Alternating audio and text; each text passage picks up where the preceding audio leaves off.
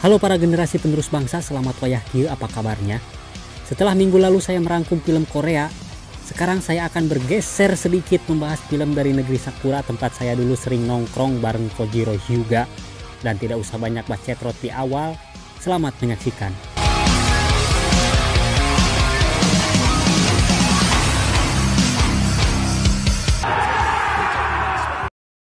Film akan berfokus pada seorang jomblo akut dan juga culun di mana ia tinggal di sebuah kamar kosan yang jika dilihat dari kerapihannya mungkin dibersihkan setiap 2 periode sekali. Dan pemuda itu bernama Takemichi. Saat sedang sarapan roti sisa tahun baru, ia menonton TV yang memberitakan kematian seorang gadis dan adiknya. Karena ternyata gadis yang meninggal itu cinta pertama dan terakhir Takemichi, yaitu Tachibana Hinata. Maaf, yang ini. Singkat cerita, karena kepikiran berita tadi, saat sedang di stasiun tiba-tiba Takemichi diguling ke rel kereta yang saat bersamaan sebuah KRL melaju ke arah Takemichi. Dan tiba-tiba bukannya innalillahi, Takemichi malah terbangun ke masa 10 tahun yang lalu saat dirinya masih SMA. Yang pada waktu itu ia belum mikir harga beras, gas LPG atau cicilan motor, apalagi pandemik. Takemichi yang mengira jika ini adalah kilas balik sebelum kematiannya, disadarkan oleh keempat sahabatnya yaitu Makoto, Yamagishi, Akun, dan Takuya. Yang rencananya hari ini mereka punya jadwal gelut dengan anak kelas 2 SMA Shibuya.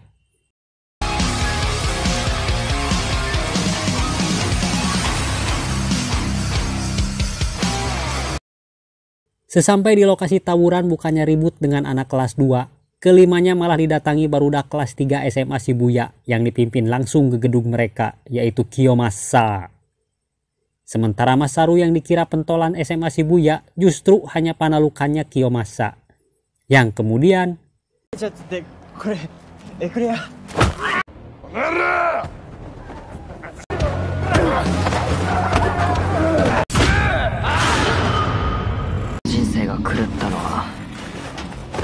kelima pemuda itu pun habis digulung komplotannya Kiyomasa. Dan dari sini Takemichi menyadari asal mula dirinya menjadi seorang pecundang di masa depan.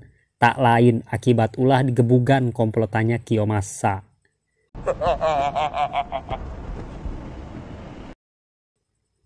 Singkat cerita, dengan muka babak belur, Takemichi yang mumpung sedang traveling ke masa lalu menemui Hinata, gadis yang pernah jadi pacar satu-satunya.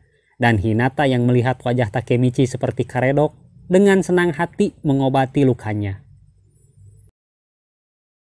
Merasakan ketulusan Hinata, Takemichi bertekad untuk mengubah jalan hidupnya yang mendesu demi kekasihnya itu. Dan saat sedang merenungkan nasib di taman, ia melihat calon adik iparnya yaitu Naoto sedang dipalak beberapa preman. Takemichi pun berniat menolong dan menghajar preman tersebut. Tapi ternyata Takemichi kemudian menerangkan kejadian yang akan menimpa Hinata 10 tahun yang akan datang dan meminta Naoto mengingat apa yang baru saja ia katakan, serta melakukan apa saja untuk melindungi kakaknya, Hinata. Lalu setelah itu keduanya salaman yang kemudian Takemichi tersadar di rumah sakit di masa depan. Takemichi yang linglung dihampiri seorang bapak yang menemaninya, kemudian mengatakan bahwa saat ia jatuh ke rel kereta, untungnya diselamatkan oleh seseorang, yang ternyata penyelamat Takemichi adalah Naoto. Naoto kemudian menjelaskan bahwa dirinya selalu mengingat apa yang Takemichi katakan 10 tahun yang lalu, dan karena itulah dirinya sekarang menjadi polisi untuk melindungi kakaknya, Hinata. Namun sayangnya di masa depan Hinata tetap meninggal.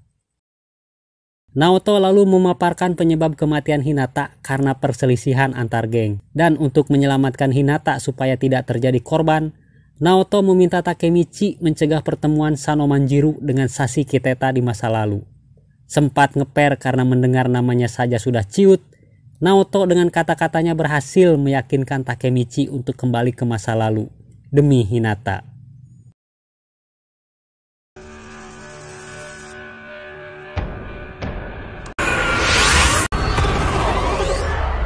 Di masa lalu Takemichi terbangun di arena pertandingan. Dan dengan satu pukulan, Takemichi pun langsung ngajungkel. Kiyomasa lalu memilih Takuya untuk berduel yang pada saat itu Akun berniat ingin menikam Kiyomasa karena sudah bosan keseringan dibully. Tapi Takemichi yang ingat jika di masa lalu Akun di penjara langsung menghentikan kenekatannya Akun. Dan dengan keberanian yang masih tersisa, Takemichi menantang Kiyomasa berduel. Yang tentunya Takemichi berharap hal ini bisa merubah masa depannya walaupun sedikit saja.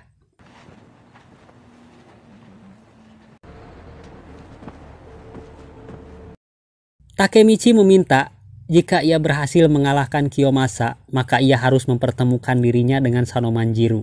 Yang karena itu membuat Kiyomasa marah seolah harga dirinya turun ceban. Dan tiba-tiba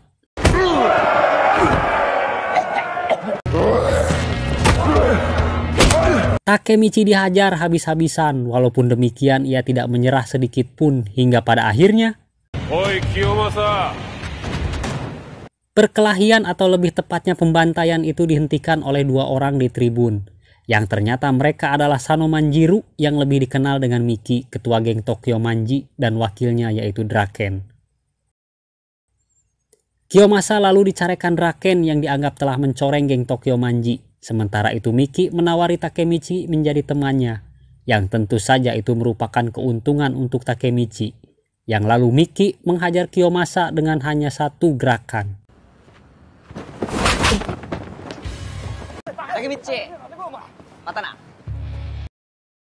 Singkat cerita, malam harinya Takemichi mengajak Hinata melihat kembang api dan Takemichi yang sudah atel mencoba memegang tangannya Hinata. Namun bukannya pandangan Hinata yang digenggam, Takemichi malah memegang tangannya Naoto, yang karena itu membuat Takemichi kembali ke masa depan.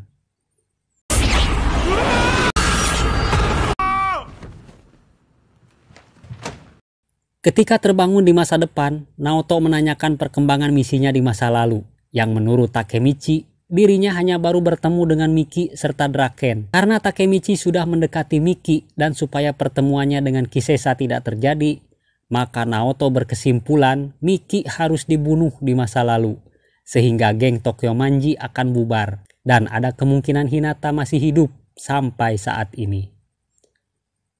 Singkat cerita, di masa lalu Miki dan Draken datang ke sekolahnya Takemichi yang bermaksud menyamper si Takemichi mabal.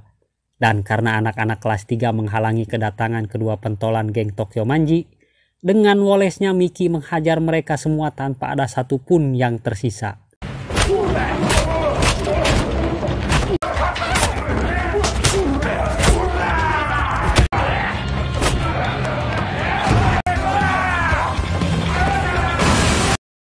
Dan saat di gerbang, tiba-tiba Hinata menghalangi mereka dan menampar Miki. Yang dalam pikirannya Hinata, Miki dan Draken adalah orang yang sering membuli Takemichi. Draken yang melihat Miki dikepret kemudian memegang tangan Hinata yang mau membawa Takemichi. Melihat pandangan Hinata dipegang Draken, meminta wakil gangster itu melepaskan tangannya. Yang tak lupa ia berkata, jika dirinya akan menjaga Hinata dari siapapun yang berani menyakitinya. Miki yang kesal karena sudah ditampiling dan mendengar omongannya Takemichi, tanpa segan-segan akan membogem Takemichi. Namun tiba-tiba, ternyata itu hanyalah heureuy karena menurut Miki, sabaong-baongnya saya tidak akan menyakiti wanita. Dan Hinata yang kaisinan karena sudah suujon, meminta maaf sambil ngaleos. Singkat cerita, ketiganya bersepeda, yang karena penasaran Takemichi bertanya kenapa keduanya mau berteman dengan dirinya yang culun. Dan menurut Miki, kepribadian Takemichi yang wanian tapi tidak jago gelut mengingatkan dirinya pada almarhum kakaknya. Dan menurut Draken, orang kuat sangatlah banyak, tapi orang yang rela menghadapi siapapun untuk orang yang ia cintai sangatlah langka. Pada malam harinya geng Tokyo Manji mengadakan rapat akbar yang sebelum dimulai, Draken mengusir dan mencabut keanggotaan Kiyomasa. Miki yang merupakan pentolan di geng Tokyo Manji mengatakan pada anggotanya bahwa kawannya Park dihajar kelompok gengnya Mobius pimpinan Osanai, yang akibat kejadian itu seorang wanita terbaring koma di rumah sakit. Dan walaupun geng Mobius lebih besar serta kuat, sama sekali mereka tidak gentar dan akan gelut dengan mereka sampai titik darah penghabisan.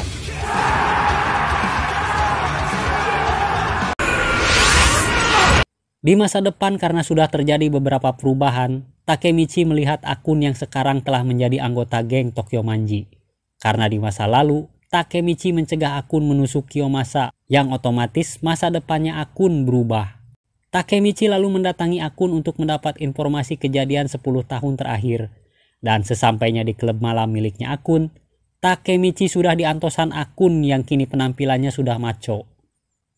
Di rooftop, akun menceritakan masa lalunya dan mengakui jika ia yang sudah mendorong Takemichi ke rel kereta karena diperintahkan Sashi Kiteta. Masih menurut akun, semenjak kematian Draken, Miki sudah banyak berubah sehingga lebih sadis lewat Sashi Kiteta yang menggantikan Draken. Sambil berjalan di pinggir gedung, akun meminta Takemichi menyelamatkan semua yang ia kenal. Dan setelah mengisahkan masa lalunya, akun melompat dari atas gedung mengakhiri hidupnya. Keesokan harinya Takemichi yang merana setelah kekasih dan sahabatnya tewas. Kini tekadnya semakin kuat karena sekarang bukan hanya Hinata, tapi juga semua teman-temannya harus ia selamatkan. Kepada Naoto ia meminta penyelidikan penyebab kematian Draken. Dan Naoto yang melihat semangatnya Takemichi, kemudian menyalami dan kembalilah ia ke masa lalu. Singkat cerita di masa lalu, Takemichi yang mengikuti Miki dan Draken tiba di sebuah tempat. Sambil Aneprok meminta menghentikan gelut mereka dengan geng Mobius. Karena menurut Takemichi, ia mendapat kila-kila jika akan ada yang tewas dalam pergelutan itu. Namun belum juga bibirnya Takemichi balem, tiba-tiba geng Mobius datang bersama gegedugnya, Osanai. Pak yang temannya dihajar Osanai kemudian menantang ketua Mobius gelut. Karena Pak bukan tandingannya, alhasil Pak babak belur dihajar Osanai.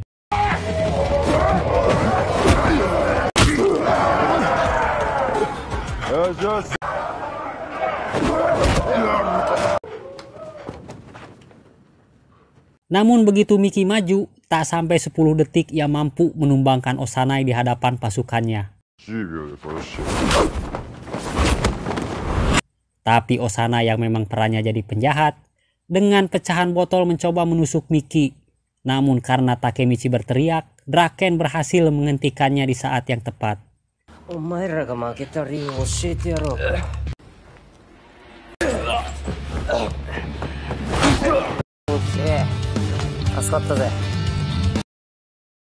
Mengira Draken berhasil terhindar dari kematian, Takemichi bersama Hinata jalan-jalan ke pasar malam jajan sempol ayam Teh Titin dan basrengnya Teh Siti.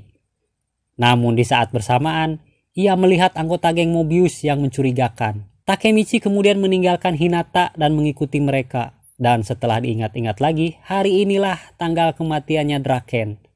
Saat sedang mengawasi dari jauh, Takemichi melihat Kiyomasa memegang pisau pemberian komplotan geng Mobius. Sial bagi Takemichi, berniat melaporkan temuannya malah keburu kapergo gangster yang lain. Hasilnya, Takemichi habis diulek dan dilakban Kiyomasa.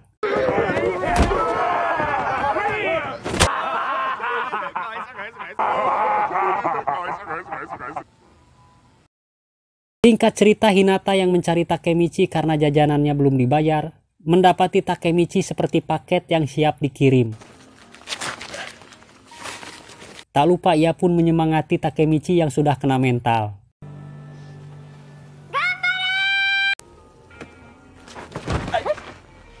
Sementara itu Draken yang seorang diri didatangi dan dikeroyok anggota Mobius yang datang se-RT. Walaupun terluka cukup parah, ia masih bisa memberikan perlawanan.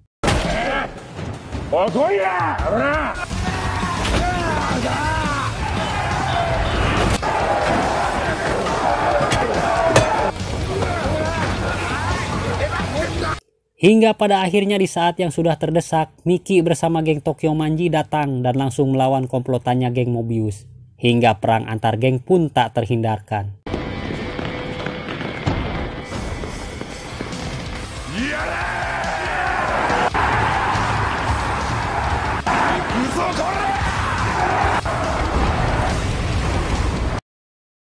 Beberapa saat kemudian setelah mendapat info lokasi perang dari sutradara, Takemichi mencari keberadaan Draken. Namun sangat disayangkan, ia terlambat karena Draken keburu ditusuk Kiyomasa.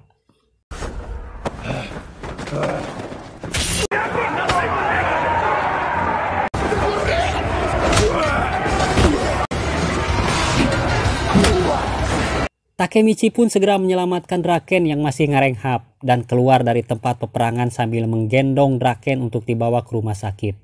Tapi ternyata Kiyomasa menghadang perjalanan mereka. Takemichi yang punya dendam karena masa depannya dibuat suram Kiyomasa tidak menyia-nyiakan kesempatan membalas dendam masa lalunya. Tapi Kiyomasa yang songong dan polontong meremehkan semangat Takemichi yang tidak ada ampun menghajar Takemichi. Namun karena Takemichi pemeran utama film ini berbekal jurus gigitan zombie, akhirnya mampu membuat Kiyomasa tidak walakaya.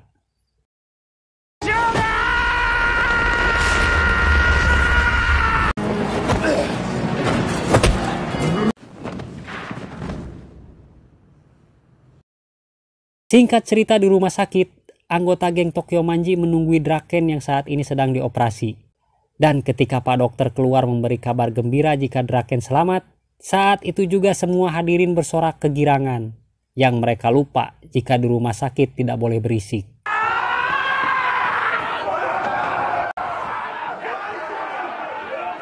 Sementara Miki bukannya ikut sorak malah menangis meluapkan semua perasaannya. Singkat cerita lagi, Takemichi kembali ke masa depan yang saat ke rumah Naoto, tiba-tiba pintu rumah itu dibuka Hinata, pacar satu-satunya, the one and only Takemichi.